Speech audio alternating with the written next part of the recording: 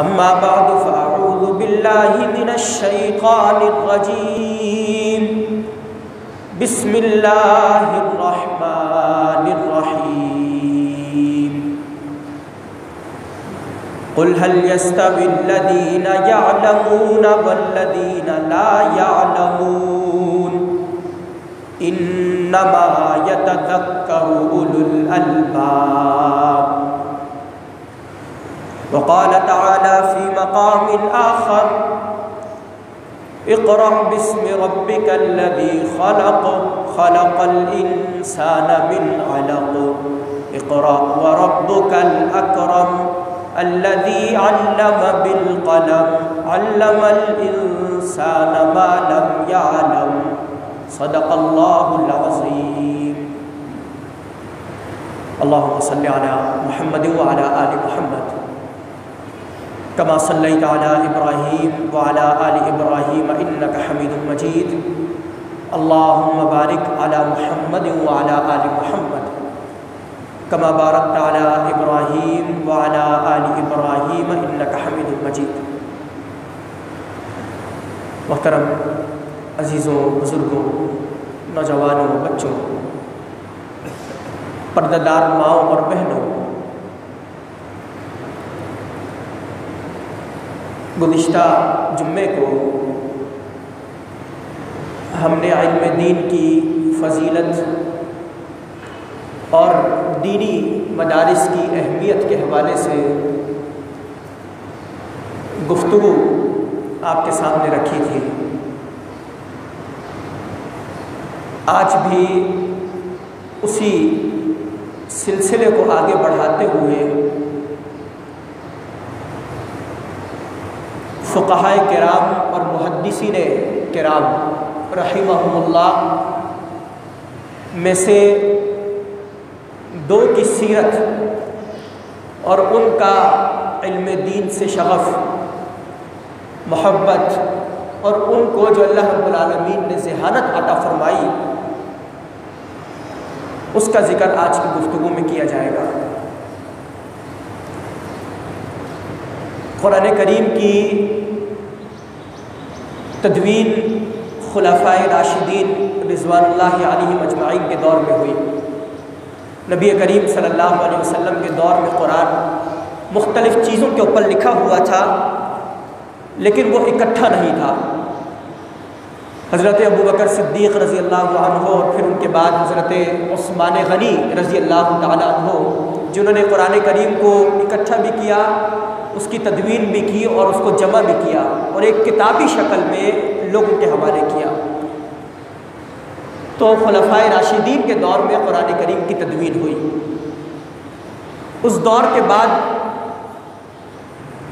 صحابہ کرام رضوان اللہ علیہم اجمعین دنیا کے اندر موجود تھے، تو کچھ ائمہ اور کچھ فقہا آئے. ان فقہائے کرام میں سب سے بڑا نام جس فقیہ کا ہے،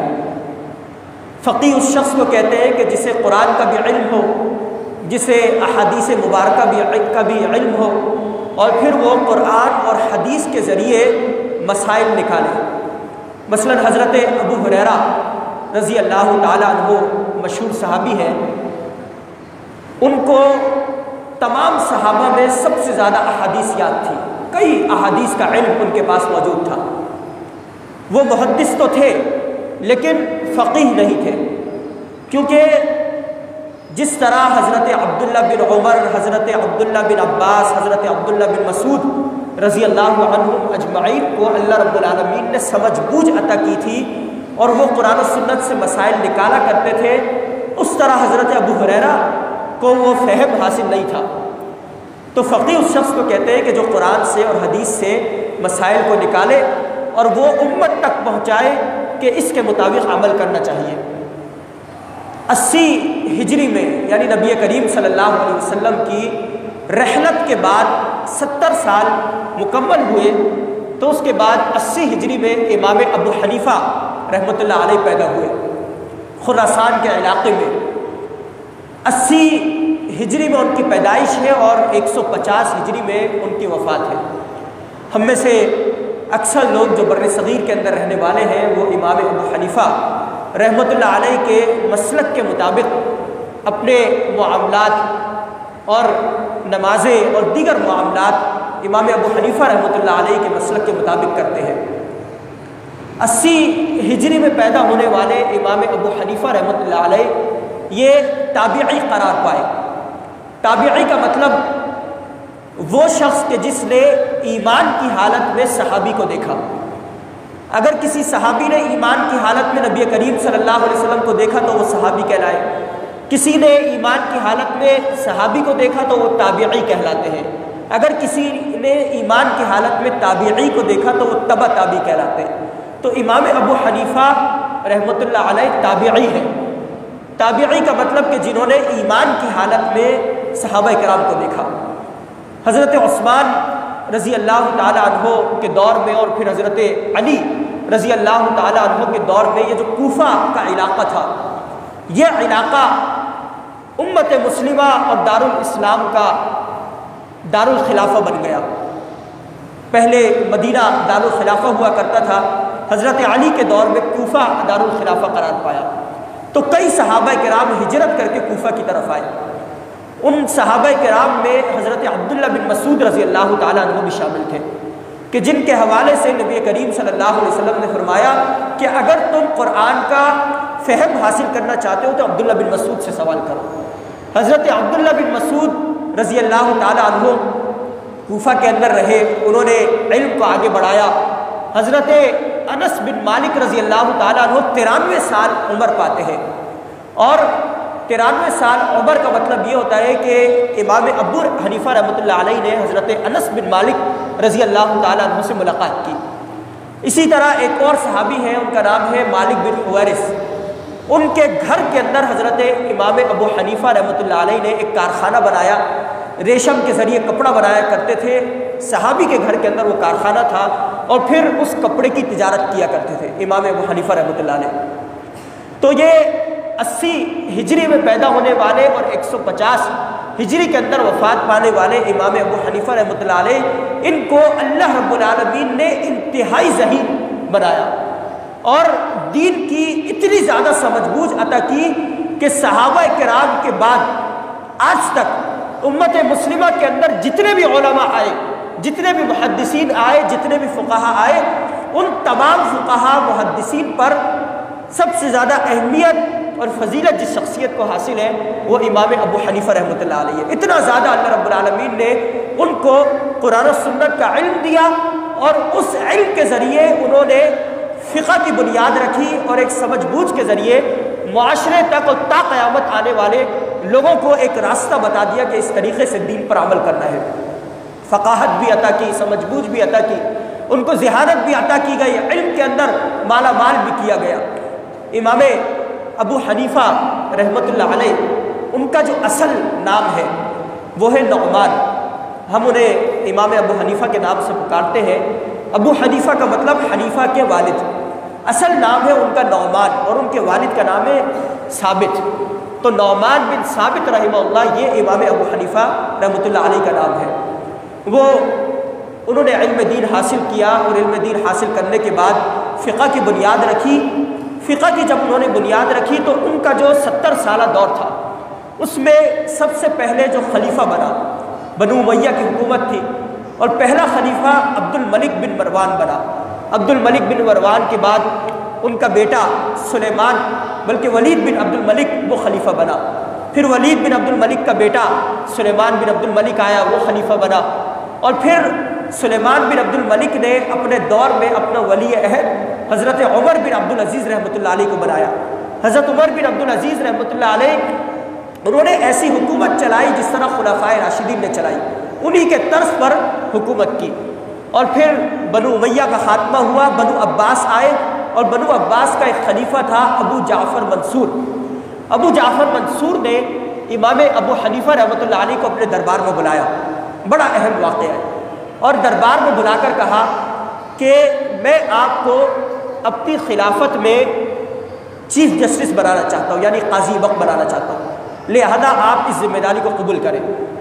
امام ابو حنیفہ رحمۃ اللہ علیہ نے جواب دیا کہ نہیں، میں اس ذمہ داری کو قبول نہیں کر سکتا، میں اس کا اہل ہی نہیں ہوں۔ تو ابو جعفر منصور جو تھا عباسی خلیفہ، اس نے کہا کہ آپ جھوٹ بول رہے ہیں، یہ کیسے ممکن ہے کہ آپ جو ہے اس ذمہ داری کے اور چیف جسٹس بننے کے اہل نہ ہو؟ تو امام ابو حنیفہ رحمۃ اللہ علیہ نے کہا کہ میں نے جھوٹ کہا، اس کا مطلب یہ ہوا کہ جھوٹا شخص جو ہے وہ اہل نہیں ہو سکتا، لہذا میں اس بات کا اہل ہی نہیں ہوں۔ تو خلیفہ جو منصور عباسی خلیفہ تھا، اس نے 46 سال کی عمر میں امام ابو حنیفہ رحمۃ اللہ علیہ کو جیل کے اندر ڈلوا دیا، اور جیل کے اندر رہے 4 سال کا عرصہ، یعنی 146 ہجری سے 150 ہجری تک امام ابو حنیفہ رحمۃ اللہ علیہ جیل کے اندر رہے، اور خلیفہ منصور ان کو بار بار یہ بات کہتا رہا کہ آپ چیف جسٹس بن جائیں، لیکن امام ابو حنیفہ رحمۃ اللہ علیہ کو نبی کریم صلی اللہ علیہ وسلم کی ان احادیث کا علم تھا کہ جو عالم ایوان کے اندر جائے، اقتدار کے اندر جائے اور باطل حکمرانوں کی حکومت ہو اور پھر ان حکمرانوں کے در کے اوپر حاضر ہو اور ان کی حمایت کرے اور ان کے لیے دعائیں کرے، تو ایسا شخص جو ہے عالم کہلانے کے لائق نہیں ہے، ایسے شخص کی، ایسے عالم کی مغفرت نہیں کی جائے گی۔ تو امام ابو حنیفہ رحمۃ اللہ علیہ نے انکار کر دیا کہ میں اس عہدے کو قبول نہیں کروں گا۔ تو ابو جعفر منصور اتنا زیادہ بکھرا کہ اس نے امام ابو حنیفہ رحمۃ اللہ علیہ کے لیے جو سزا متعین کی، کہا کہ روزانہ کی بنیاد پر 20 کوڑے امام ابو حنیفہ رحمۃ اللہ کو لگائے جائیں، یعنی ہم جن کی فقہ کے اوپر چلنے والے، جن کے مسلک کے مطابق عمل کرنے والے، انہوں نے اپنی زندگی کے آخری 4 سال اس طرح گزارے کہ روزانہ کی بنیاد پر ان کی پیٹھ پر 20 کوڑے لگایا کرتے تھے، اور آخر میں 150 ہجری میں امام ابو حنیفہ رحمۃ اللہ علیہ کو زہر دیا گیا۔ جب زہر کا اثر ان کو محسوس ہوا تو وہ سجدے کی حالت میں گرے، اور سجدے کی حالت میں ہی ان کا انتقال ہوا اور اس دنیا سے رخصت ہو گئے 150 ہجری میں۔ یعنی امام ابو حنیفہ رحمۃ اللہ علیہ جو وقت کے جید عالم اور تا قیامت آنے والے تمام کے تمام فقہا کے اندر ان کا سب سے اونچا مقام تھا، ان کو اس وقت کے حکمرانوں نے قبول نہیں کیا، ان کو اذیت دی گئی اور ان کو بالآخر زہر دے کر نعوذ باللہ شہید کر دیا گیا یا ختم کروا دیا گیا۔ امام ابو حنیفہ رحمۃ اللہ علیہ کے طرز پر آج بھی اس بات کی ضرورت ہے کہ علماء کرام اس دنیا کے اندر پیدا ہوں اور علماء کرام دین کی خدمت اسی انداز سے کریں کہ جس طرح امام ابو حنیفہ رحمۃ اللہ علیہ نے کی۔ تو امام ابو حنیفہ یہ سید الفقہا کہلائے، یعنی فقہا کے اندر سب سے بڑے، یا پھر آپ رئیس الفقہا کہیں، فقہا کے اندر سب سے بلند مقام پانے والے۔ پھر جب فقہ کی تدوین مکمل ہوئی، فقہ کا ایک دور گزرا، تو اس کے بعد محدثین کا دور آیا، حدیث کو مرتب کیا گیا، حدیث کو اکٹھا کیا گیا، اور احادیث کی خدمت کرنے والوں میں جو سب سے بلند نام ہے وہ امام بخاری رحمۃ اللہ علیہ کا نام ہے۔ امام بخاری، جس طرح امام ابو حنیفہ رحمۃ اللہ علیہ کا اصل نام ہے نعمان بن ثابت، اسی طرح امام بخاری رحمۃ اللہ علیہ کا اصل نام ہے محمد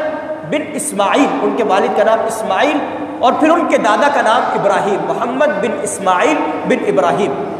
امام بخاری رحمۃ اللہ علیہ اور امام ابو حنیفہ رحمۃ اللہ علیہ، ان دونوں کے اندر اونچا مقام کس کا ہے؟ عموماً علماء کرام اس پر بحث کرتے ہیں کہ ان دونوں میں سے زیادہ اونچا مقام اور رتبہ کس کا ہے۔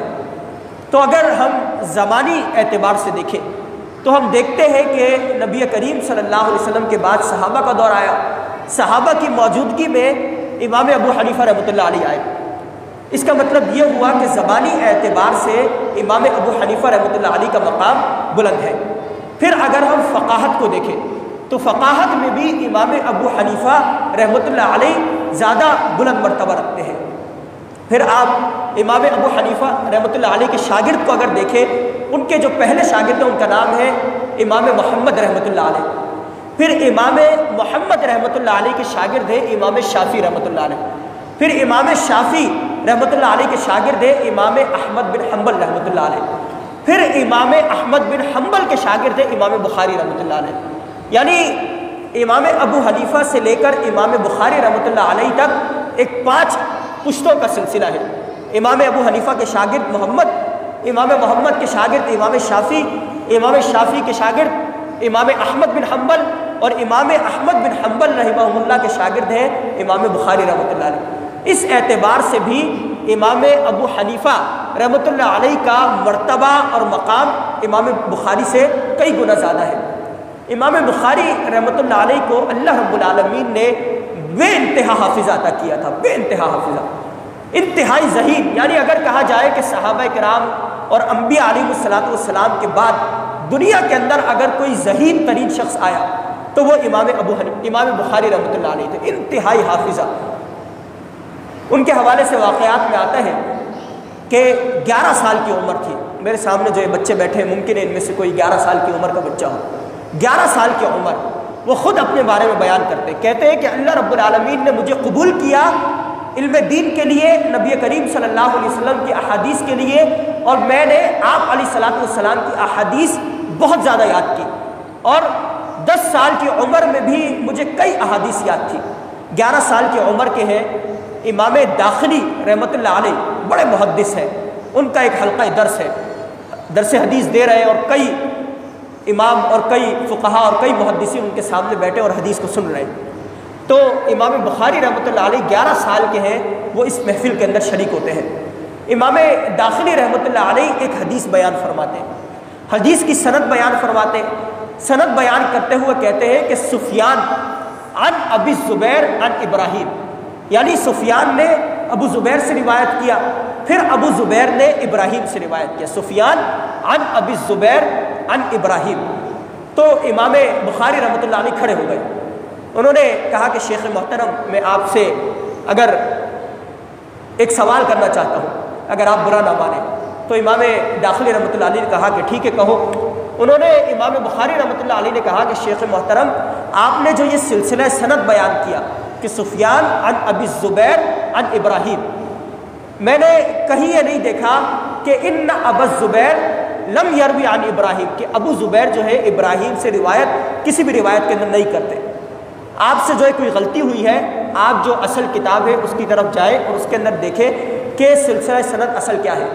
11 سال کی عمر ہے، امام داخلی حلقہ درس سے اٹھتے ہیں، اپنے گھر کے اندر جاتے ہیں، کتاب اٹھا کر دیکھتے ہیں، کھولتے ہیں، تو واقعی اس کے اندر وہی تحریر ہوتا ہے کہ جو امام بخاری رحمۃ اللہ علیہ نے بیان کیا ہوتا ہے۔ آتے ہیں، کہتے ہیں کہ بچے تمہیں کیسے معلوم؟ تو امام بخاری رحمۃ اللہ علیہ فرماتے ہیں کہ مجھے کئی احادیث کا علم ہے۔ اس طرح امام بخاری رحمۃ اللہ علیہ مشہور ہوتے ہیں۔ 14 سال کی عمر کو پہنچتے ہیں، انتہائی کم عمر ہے 14 سال، یعنی 14 سال ایک ایسی عمر ہے کہ آج کل کے بچے ان کو ایک حدیث مشکل سے یاد ہو۔ امام بخاری رحمۃ اللہ علیہ بغداد میں کسی جگہ پر سفر پر روانہ ہوتے ہیں، بغداد کے اندر بڑے بڑے محدثین موجود ہیں، تو وہ محدثین امام بخاری کا امتحان لینے کے لیے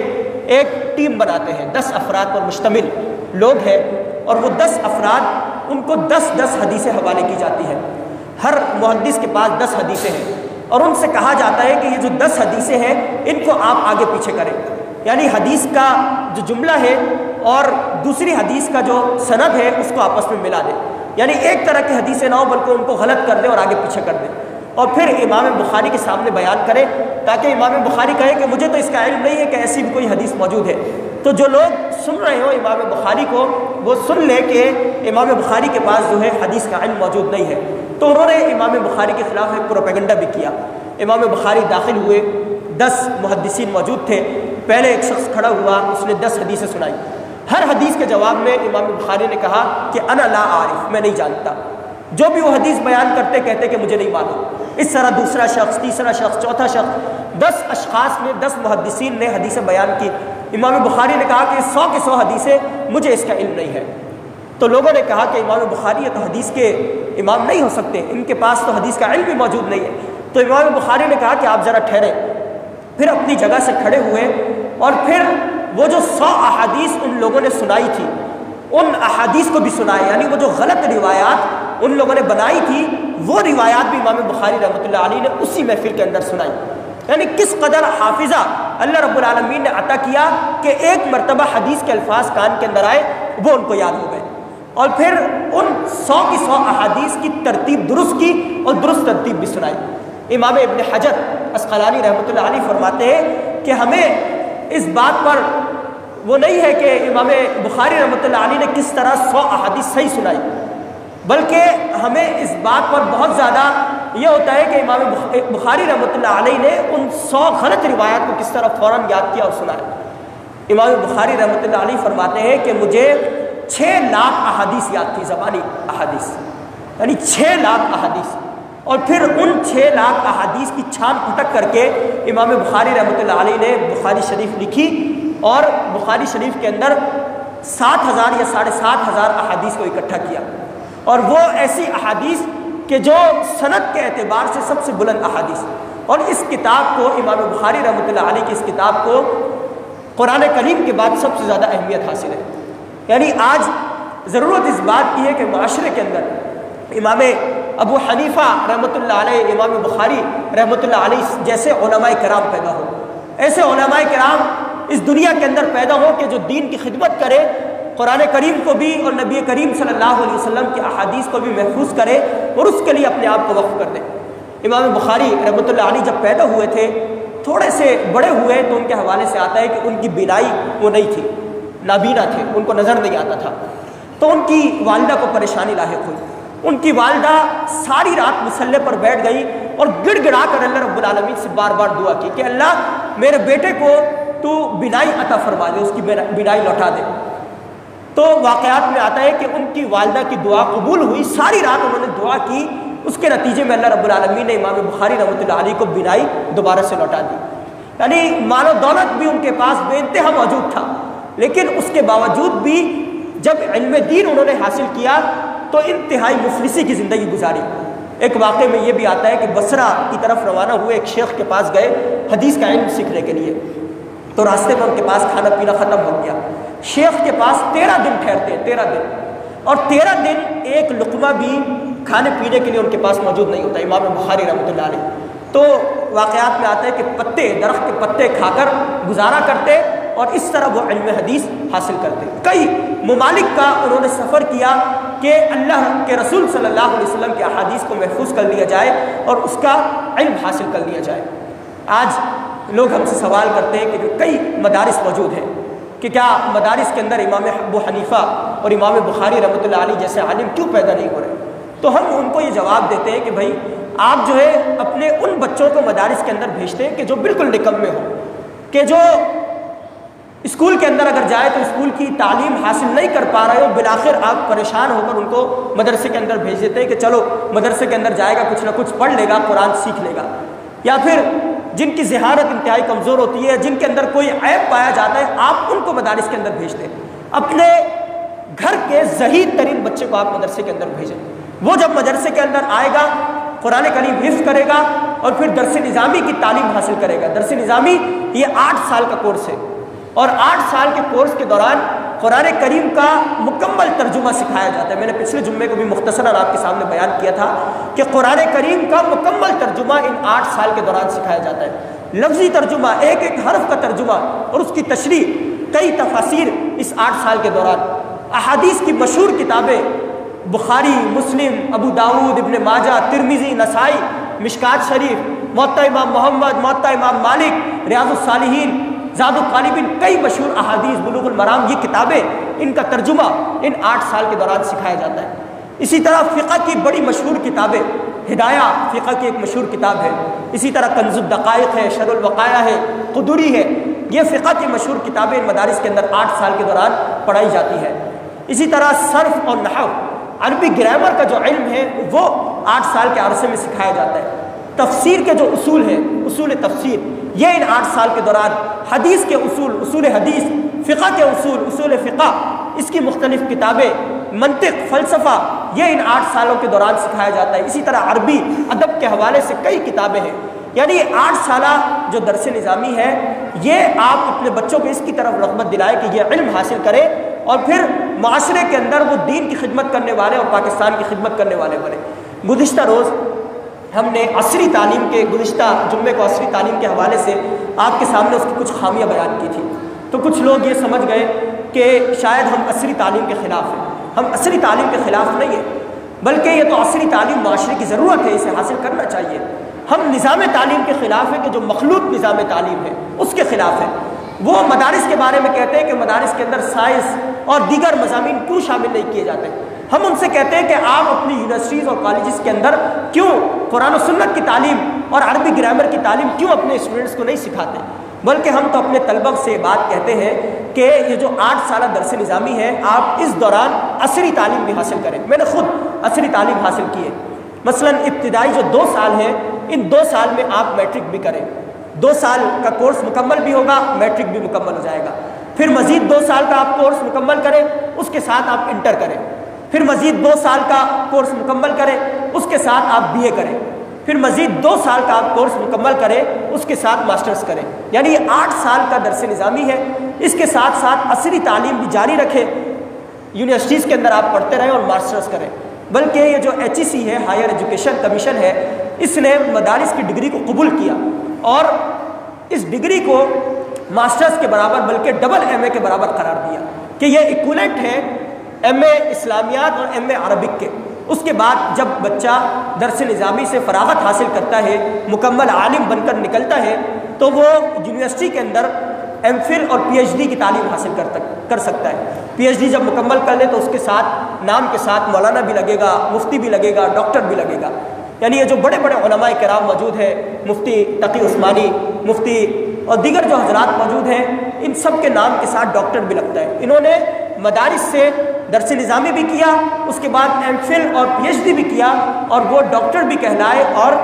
ساتھ ساتھ عالم دین بھی کہلائے اور مفتی بھی کہلائے۔ یعنی یہ ایک ایسا میدان نہیں ہے کہ آپ دنیا سے دور ہو جائیں گے، بلکہ آپ اپنے بچوں کو اس میدان کے اندر بھیجیں، وہ دنیاوی تعلیم بھی حاصل کریں، دینی تعلیم بھی حاصل کریں، یونیورسٹیز اور کالجز کے اندر بھی پڑھیں اور معاشرے کے اندر ایک مؤثر شخص بنے، اور امام ابو حنیفہ اور امام بخاری رحمۃ اللہ علیہ جیسے علماء کرام اس دنیا کے اندر پیدا ہوں۔ میں یہ آخر میں دعا کروں گا کہ جو میرے سامنے بچے بیٹھے ہیں، جس طرح اللہ رب العالمین نے امام بخاری رحمۃ اللہ علیہ کو حافظہ عطا کیا، اسی طرح اللہ ان بچوں کو بھی حافظہ عطا کرے، یہ بھی قرآن و سنت کا علم حاصل کرے، فقہ کا علم حاصل کرے، اور معاشرے کے اندر علم دین کے طور پر، معاشرے کے اندر عصری تعلیم کے طور پر اپنا نام اور مقام بنائے۔ اللہ رب العالمین سے دعا ہے کہ ہمیں ان باتوں پر عمل کرنے کی توفیق عطا فرمائے۔ وآخر دعوانا الحمد للہ رب العالمین۔